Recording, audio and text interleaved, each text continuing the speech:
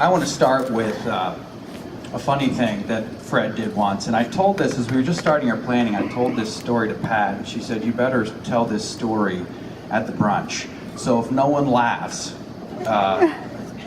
please start the laughing now, Pat." But I thought it was hilarious, and many of us know. I mean, as Heather said, always a good joke, an incredible sense of humor, and always a lot of brevity in the midst of a lot of time and energy committed to making wonderful music. But Fred was a lot of fun even outside of choir as well, and I was a music major.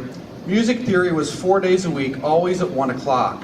And so Fred, generally, a very routinized gentleman, I don't know if any of you know that, but he walked just about every day and even jogged down to, well, it's now Starbucks, used to be the Donut Deli.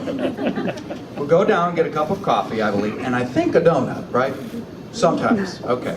Well, anyway, on the way back, as we know, Fred and Pat are wonderful gardeners, and there was a fig tree, which of course are not normally in Williamsport, and so he came back from his walk down to, or from the Donut Deli, and he came in front of our theory class, 5, 6 of us, and he said, well, there's this fig tree just on your way, and he said, do you all know that, and he held this leaf up in front of us, and let me get my image here.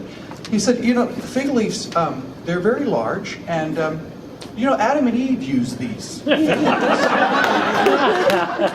he said, and then he was holding it up in the air like this, and he said, and you can kind of see how that would have worked.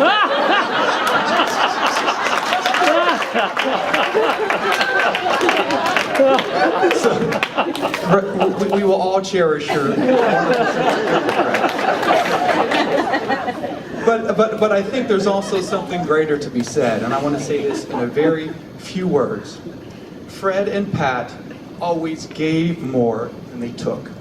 And I think that's why we are so grateful for all that they've done. They've always given more than they've taken, and they've always built up more than they've torn down.